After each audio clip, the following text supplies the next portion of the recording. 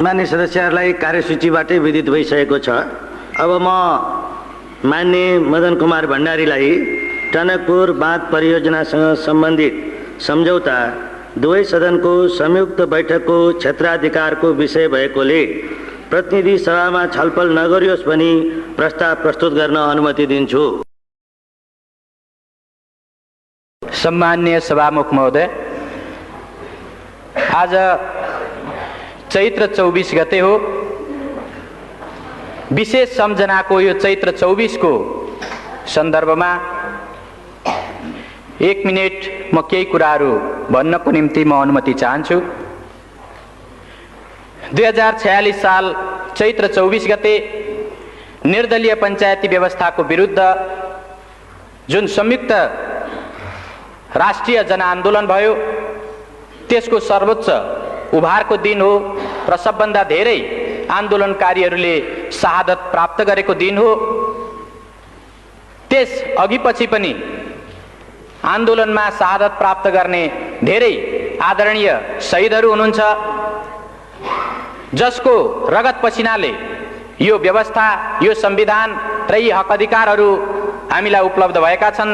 आजको यस विशेष अवसरमा म उहाँहरू सबैलाई हाम्रो दलको तर्फबाट हार्दिक श्रद्धाञ्जली व्यक्त गर्न चाहन्छु। सभामुख महोदय, यो संयोगको कुरा हो कि आज चैत्र 24 गतेकै दिन हामी संविधानको सर्वाधिक महत्त्वपूर्ण प्रावधानसँग सम्बन्धित सवालमा श्री 5 को सरकारले गरेका काम क्रियाकलापहरू माथि टिप्पणी गर्न र तिनीहरू संविधान सम्मत छन् कि छैनन्, नियम कानुन सम्मत छन् कि छैनन्, राष्ट्रको हितलाई तिनीहरूले प्रतिनिधित्व गर्छन् कि गर्दैनन्, अथवा तिनीहरूले राष्ट्रको अहित गरेका छन् भन्ने कुरा अभिव्यक्त गर्नको निम्ति आज यो सेसनमा, यो अवसरमा चर्चा गरिरहेका छौँ। सभामुख महोदय, अहिले भर्खरै माननीय जलस्रोत राज्य मन्त्रीले टनकपुर परियोजना सम्बन्धी सम्झौताको जुन प्रस्ताव प्रस्तुत गर्नुभयो, त्यस सम्बन्धमा हाम्रो दलको तर्फबाट, प्रतिपक्षको तर्फबाट त्यो सम्झौताको बारेमा, त्यो प्रस्तावको बारेमा, त्यसमा भएका विषयवस्तुहरूको बारेमा हाम्रो आपत्ति, हाम्रो विरोध र यो प्रस्तावलाई प्रतिनिधि सभामा प्रस्तुत गर्नु संविधान सम्मत हुँदैन, नियम कानुन सम्मत हुँदैन र यसलाई यहाँ प्रस्तुत गर्ने र छलफल गर्ने कुरा संविधान र नियम कानुनको उल्लङ्घन गर्ने कुरा हो। त्यसो हुँदा यसलाई यहाँ प्रस्तुत नगरियोस्, यसलाई यहाँ छलफल नगरियोस् भन्नको निम्ति आफ्नो प्रतिवादको बारेमा म 1-2 शब्द अगाडि भन्न चाहन्छु। सभामुख महोदय, हामीलाई सम्झना छ, हामीलाई थाहा छ, नेपालको संविधान 2047 को 126 को उपधारा 4 मा नेपालको प्रादेशिक अखण्डतामाथि असर पार्ने खालको कुनै पनि काम सिंगै संसदले एकमतले पनि गर्न सक्दैन, सर्वसम्मत भएर पनि गर्न सक्दैन। तर जब हामी टनकपुर परियोजना सम्बन्धी सम्झौताको बारेमा छलफल गर्छौं, जब हामी त्यस बारेमा मूल्याङ्कन गरिरहेका हुन्छौं, त्यसबेला स्वाभाविक रूपले यो प्रश्न पनि उठ्न सक्छ कि वास्तवमा 2048 साल मङ्सिर 19 देखि 25 सम्म प्रधानमन्त्री गिरिजाप्रसाद कोइरालाज्यूले भारत भ्रमण गर्नुहुँदा गर्नुभएको जुन सम्झौता हो, टनकपुर सम्झौता हो, त्यो टनकपुर सम्झौताको मस्यौदामा उल्लेख भएका जे विषयवस्तुहरू छन् त्यसलाई हेर्दा के वास्तवमा त्यसले हाम्रो प्रादेशिक अखण्डतालाई उल्लङ्घन गरेको छ भन्ने तर्क उपस्थित गर्न सकिन्न। अहिले भर्खरै मन्त्रीज्यूले त्यसका केही उल्लेखित पक्षहरूलाई यहाँ प्रस्तुत गर्नुभयो र नेपालले टनकपुर परियोजना सम्बन्धी बाँध निर्माण गर्नको निम्ति नेपालको भूमि उपलब्ध गरायो। भूमि उपलब्ध गराउने अधिकार, भूमि त्यस ढङ्गले दिने अधिकार संविधानले बहुमत प्राप्त भएको सरकारलाई या बहुमत प्राप्त दललाई दिएको छ कि छैन? सभामुख महोदय, हामी संविधानको प्रावधानलाई हेरेर, सम्बन्धित ऐन कानुनहरूलाई हेरेर र अरू कुनै नियमावलीहरूलाई हेरेर पनि हामी भन्न सक्छौं मुलुकको कुनै पनि त्यस्तो व्यक्ति वा निकाय छैन जसले यो मुलुकको 2.9 हेक्टर मात्रै होइन 1 इन्ची जमिन मात्रै पनि कुनै अर्को वैदेशिक राष्ट्रलाई दिन पाउँदैन र त्यो ढङ्गले दिने कुनै प्रावधान छैन। सभामुख महोदय, तर टनकपुर परियोजना सम्बन्धी सम्झौतामा त्यो कुरा गरिएको छ। म संविधानको 126 को उपधारा 3 तर्फ म ध्यानाकर्षण गराउन चाहन्छु। त्यो 3 मा उपधारा 3 मा के उल्लेख गरिएको छ भने कुनै पनि 126 को उपधारा 3 मा के उल्लेख गरिएको छ भने कुनै पनि सन्धि सम्झौताहरू यदि संसदले अनुमोदन गर्नुपर्ने सन्धि सम्झौताहरू छन् भने संसदले अनुमोदन नगरुन्जेलसम्म नेपालको हकमा त्यो लागू भएको मानिने छैन। सम्माननीय सभामुख महोदय, टनकपुर परियोजना सम्बन्धी सम्झौतामा हामी देख्छौं कि डिसेम्बर 5 मा 1991 को डिसेम्बर 5 मा जुन सम्झौता भयो त्यो सम्झौता गरिरहेकै बेला त्यो सम्झौताको टनकपुर सम्बन्धी सम्झौताको पहिलो लिखतमै पहिलो प्याराग्राफमै यो सम्झौतालाई डिसेम्बर 15 देखि कार्यान्वयन गरिने गरी यो सम्झौता गरिन्छ भनेर उल्लेख गरिएको छ। सम्माननीय सभामुख महोदय, संविधानको उल्लङ्घन गर्ने अधिकार बहुमत प्राप्त गरेको दललाई छ कि छैन? प्रधानमन्त्रीलाई छ कि छैन? कुनै पनि एउटा त्यस्तो व्यक्ति वा निकायलाई छ कि छैन? सम्माननीय सभामुख महोदय, संविधानको सर्वोच्चता अर्थात् संवैधानिक राजतन्त्र पनि संविधानभन्दा माथि हुन पाउँदैन भन्ने यो संविधान बहाल भइसकेपछि कुनै पनि एउटा व्यक्ति वा निकाय कसैले पनि संविधानभन्दा माथि रहेर वा संविधानका धाराहरूलाई उल्लङ्घन गरेर काम गर्न सक्दैन।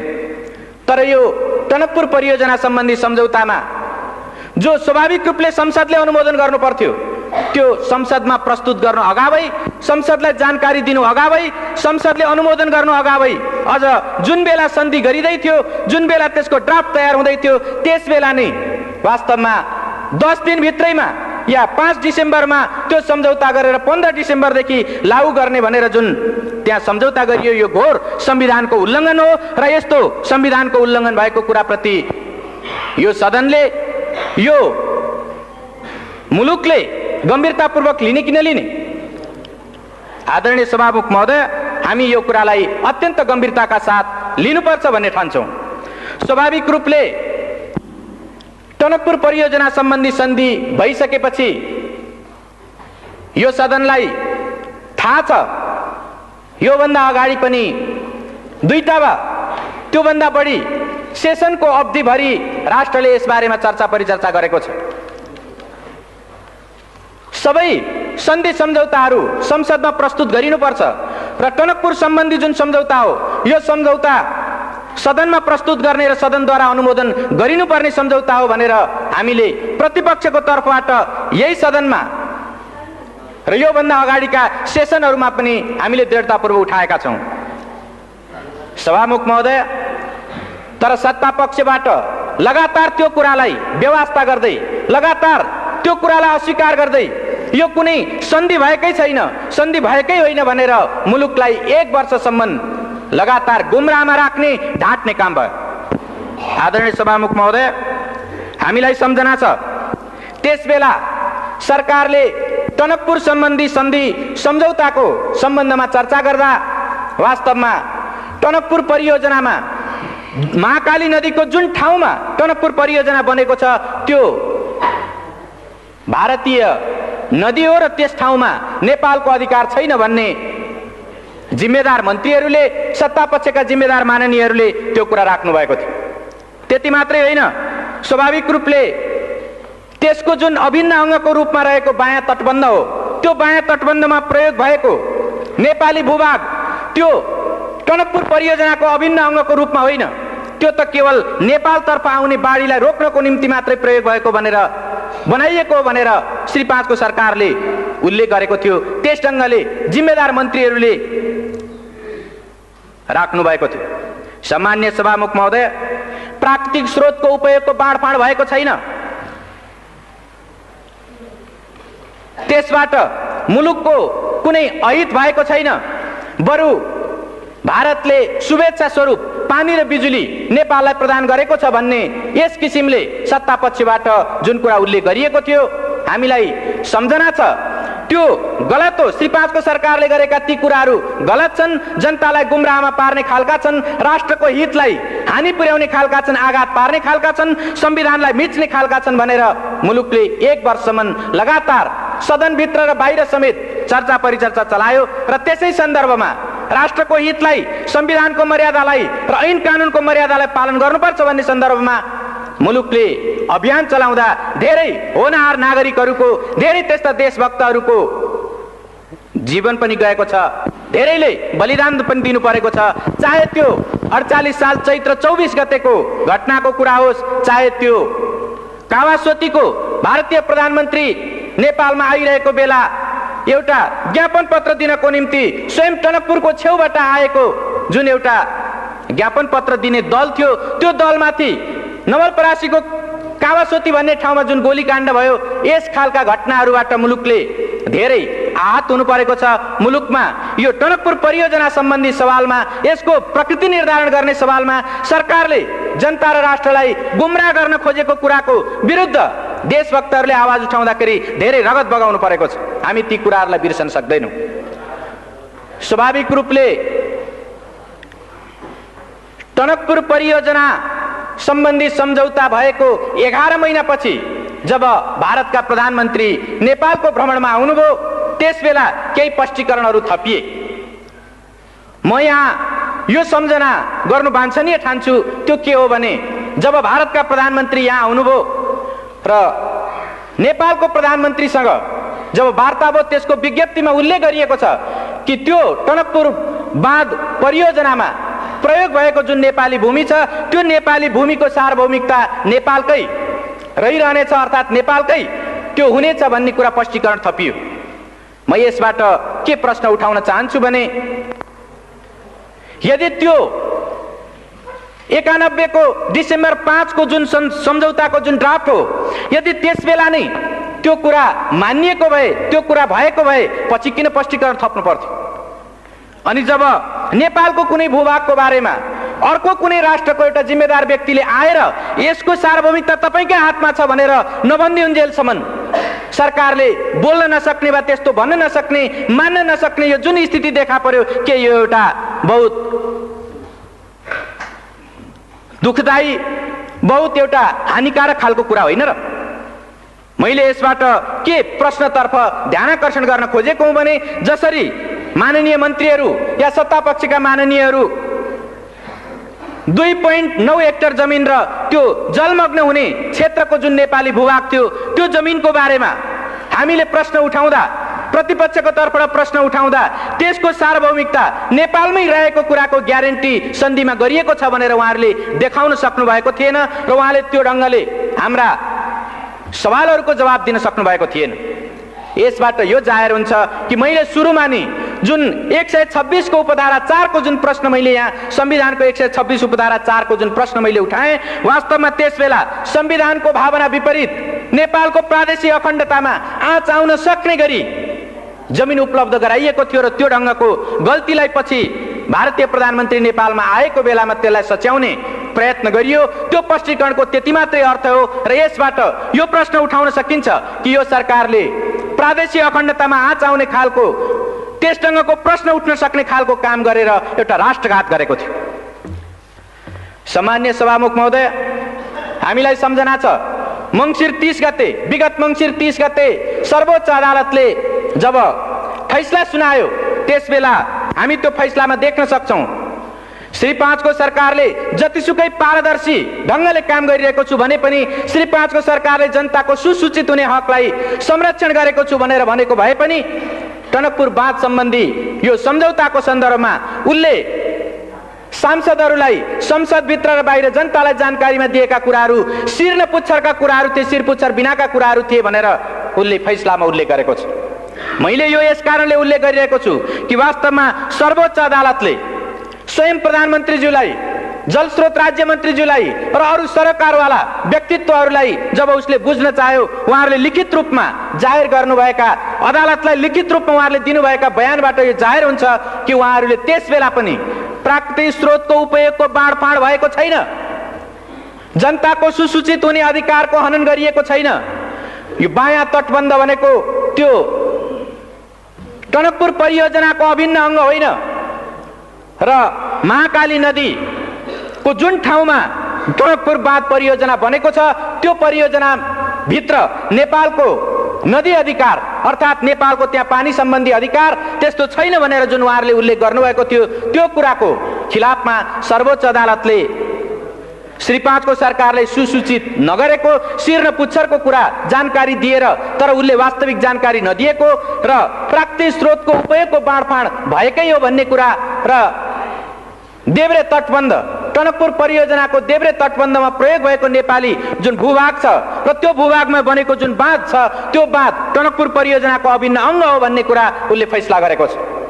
र यसबाट के प्रश्न उपस्थित हुन्छ भने श्री 5 को सरकार आफूले गरेका कामहरू जबसम्म अर्को कुनै निर्णायक महत्त्वपूर्ण सर्वोच्च निकायले जबसम्म फैसला गर्दैन तबसम्म ऊ आफ्ना गल्तीहरूलाई कुनै पनि हालतमा आत्मसमीक्षा गरेर वा अर्को कुनै प्रतिपक्ष वा देशका बुद्धिजीवीहरू वा आम जनताले उल्लेख गरे पनि ऊ कुनै सुन्ने टेर्ने र त्यसलाई समीक्षा गर्नेवाला छैन। तर जब सर्वोच्च अदालतले यो फैसला गर्यो त्यो फैसला गरे पछाडि पनि हामी यो सम्झना गर्न सक्छौँ कि धेरै केही माननीय मन्त्रीज्यूहरूले त्यसपछि पनि उल्लेख गर्दा वास्तवमा त्यो त समझदारी नै भएको भनेर सन्धि भएको होइन भन्ने किसिमले फेरि पनि उहाँहरूले उल्लेख गर्नुभयो। फेरि पनि केही सत्तापक्षका माननीय सदस्यहरूले त्यस ढङ्गले उल्लेख गर्नुभयो। साँच्चै भन्ने हो भने यसो भन्न सकिन्छ सर्वोच्च अदालतको फैसलालाई पनि अपमान गर्ने खालका कुराहरू उहाँहरूले धेरै ठाउँमा उल्लेख गर्नुभएको छ। सम्माननीय सभामुख महोदय, अहिले श्री 5 को सरकारको तर्फबाट जलस्रोत राज्य मन्त्रीले प्रतिनिधि सभामा जुन सम्झौता प्रस्ताव प्रस्तुत गर्नुभएको छ र जुन मूल्याङ्कनको हवाला दिँदै उहाँले यो प्रस्ताव राख्नु भएको छ म के उल्लेख गर्न म के भन्न चाहन्छु भने श्री 5 को सरकार संविधान ऐन कानुन राष्ट्र र जनताको हितमा व्यवस्थाको हितमा नहुने खालका आफ्ना क्रियाकलापहरूलाई सकेसम्म ढाकछोप गर्न चाहन्छ र हामीलाई यो सम्झना छ कि बितेको 1 वर्षसम्म यो सन्धि नै होइन भनेर उत्तिकै दृढताका साथ प्रधानमन्त्री लगायत सबै माननीय मन्त्रीहरू र सत्तापक्षका सांसदहरू यो उल्लेख गरिरहनु भएको थियो। अहिले सर्वोच्च अदालतले फैसला सुनाइसकेपछि यो सन्धि हो र यसलाई संसदमा लगेर अनुमोदन गराउने सर्वोच्च अदालतको आदेश छ।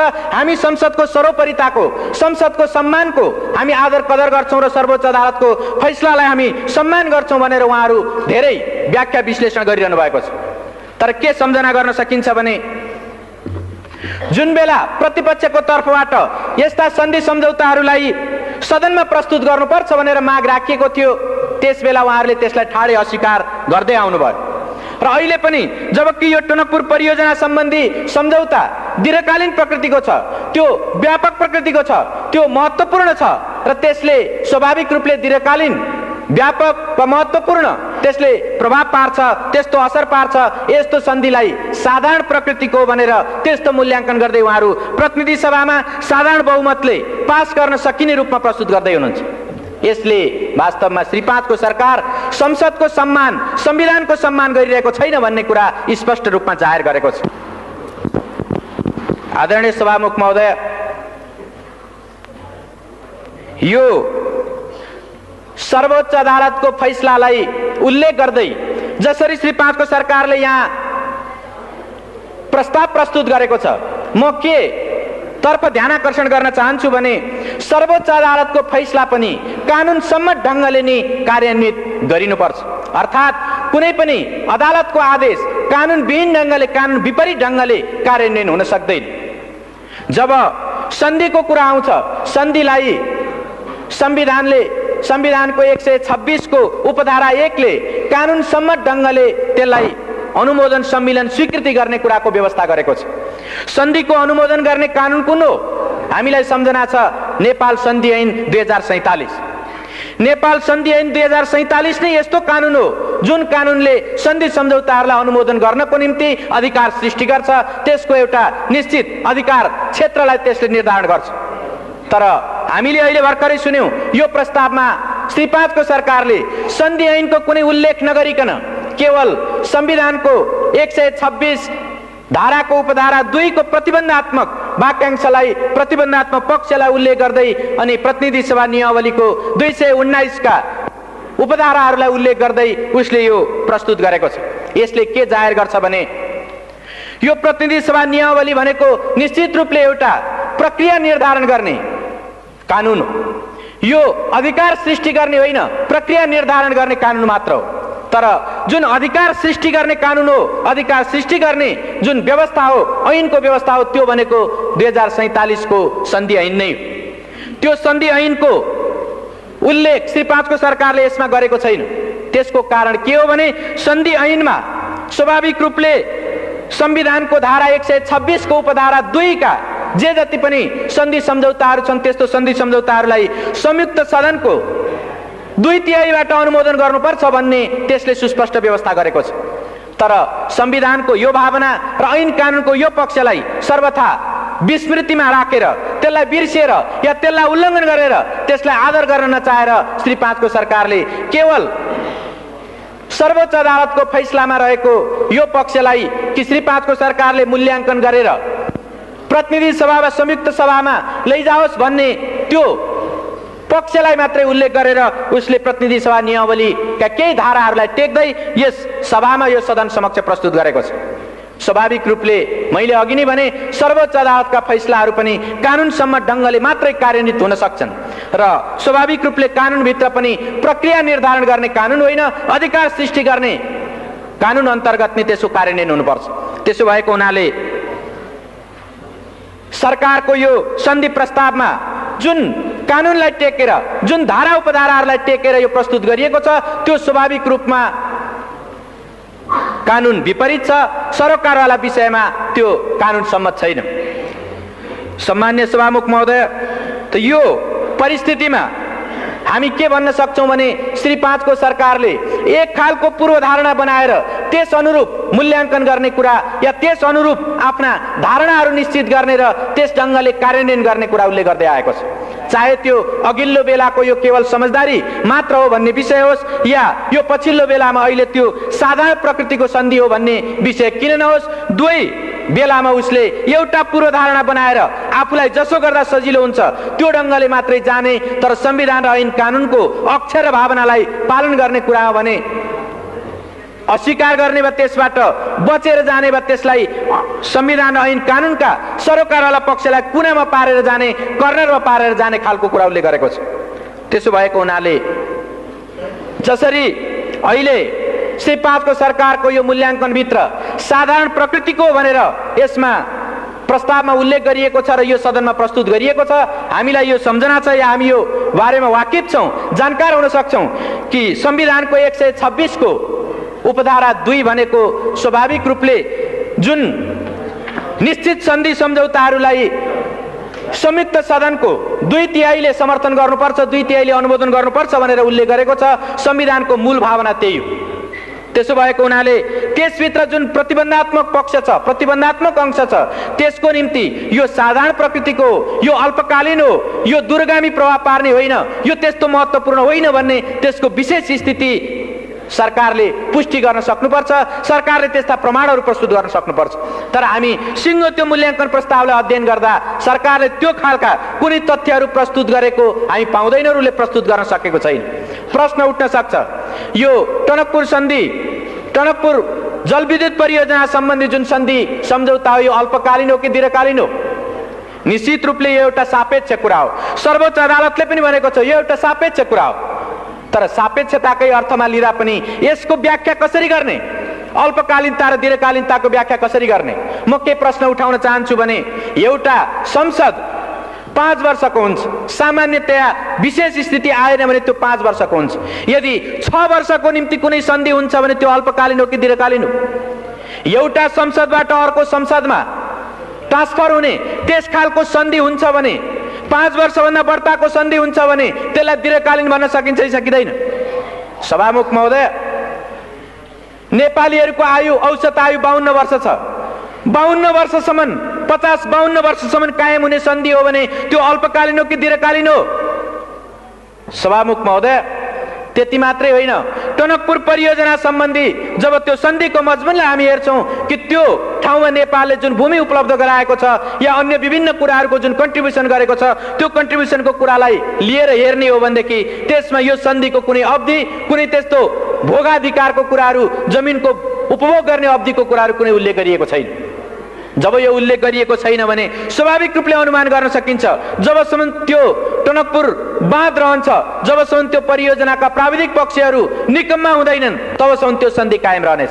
यदि त्यस्तो हो भने हामी अरू धेरै, चाहे त्यो कोशीको होस् वा गण्डकीको होस् या महाकालीमा भएको शारदा नदीको कुरा होस्, शारदा ब्यारेजको कुरा होस्, त्यो ठाउँमा ती कुरालाई, त्यो प्रविधिको कुरालाई हेर्दै यो आधुनिक प्रविधिद्वारा निर्मित भएको टनकपुर बाँध परियोजना 100 वर्षभन्दा माथि टिक्न सक्छ भनेर भन्न सक्छौँ। 100 वर्षभन्दा माथि टिक्छ भने सभामुख महोदय, यसलाई दीर्घकालीन भन्ने कि अल्पकालीन भन्ने?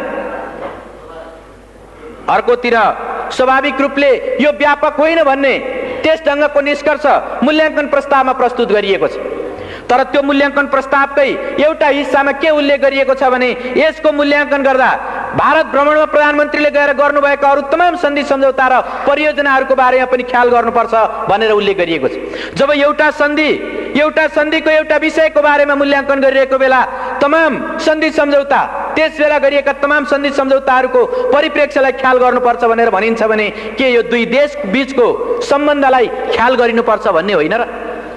व्यापारको कुरा या व्यापार वाणिज्यको कुरा अरू तमाम क्षेत्रको, चाहे निर्माणको होस् या व्यापारको होस् या अन्य सम्बन्धको कुरा होस्, त्यो तमाम सवालमा ख्याल गर्नुपर्छ भनेर स्वयं यो मूल्याङ्कन प्रस्तावले उल्लेख गर्छ भने के यो व्यापक प्रकृतिको भएन र? सभामुख महोदय, स्वाभाविक रूपले यसलाई जसरी श्री 5 को सरकारले व्यापक होइन भन्दै, दीर्घकालीन होइन भन्दै, दूरगामी प्रभाव पार्ने छैन भन्दै जसरी प्रस्तुत गरेको छ, त्यो एउटा पूर्वाग्रह र एउटा पूर्वधारणामा, एउटा पूर्वाग्रहमा त्यो आधारित छ र स्वाभाविक रूपले त्यो गलत छ। संविधान र ऐन कानुनको भावना विपरीत छ र त्यसै भएको हुनाले हामी यसलाई प्रतिनिधि सभामा छलफल गर्ने विषय होइन, प्रतिनिधि सभामा प्रस्तुत गर्नु मात्रै पनि वास्तवमा संविधानको भावनालाई उल्लङ्घन गर्नु हो भन्ने हामी ठान्छौँ। सभामुख महोदय, यसको अर्को पक्ष पनि छ। अर्को पक्ष के छ भने नेपालमा सामान्यतया भन्दै आइएको छ, हर कसैले भनिरहेको छ कि नेपालको सम्पत्ति भनेको जलस्रोत हो र यो जलविद्युत सम्बन्धी नेपालको जुन स्रोत हो वा जुन शक्ति हो त्यो 83,000 मेगावाट विद्युत क्षमताको छ। यो 83,000 मेगावाट विद्युत क्षमता भएको जलस्रोतको परिचालन गर्नको निम्ति कस्तो मेकानिजम, कस्तो खालको मेथड, कस्तो खालको तौर तरिका र कस्तो नीति अवलम्बन गर्ने हो भन्ने कुरा पनि यसबाट स्वाभाविक रूपले उपस्थित हुन्छ र यो टनकपुर सम्बन्धी जुन सन्धि भएको छ, यो सन्धिले स्वाभाविक रूपले भविष्यको निम्ति एउटा प्रेसिडेन्स, भविष्यको निम्ति एउटा नजिर पनि स्थापित गर्छ। जब यसको समयावधिको कुरा, यसले नेपाल र भारतको बीचमा भइरहेका तमाम सन्धि सम्झौताहरू र दुई मुलुकको बीचको सम्बन्धको कुरा र यसले नेपालकै अरू प्राकृतिक स्रोत सम्पदाहरूलाई भविष्यसम्म उपयोग गर्ने कुराको, भविष्यसम्म प्रयोग गर्ने कुराको नजिर स्थापित गर्छ भने यसलाई कसरी अल्पकालीन, कम महत्त्वपूर्ण र त्यसलाई साधारण खालको भनेर कसरी भन्न सकिन्छ? त्यसो भएको हुनाले श्री 5 को सरकारले प्रस्तुत गरेको यो मूल्याङ्कन निश्चित रूपमा त्यो संविधान र ऐन कानुन विपरीत छ, राष्ट्रको हितलाई हानि पुर्याउने खालको छ र संविधानलाई उल्लङ्घन गर्ने खालको छ। त्यसो भएको हुनाले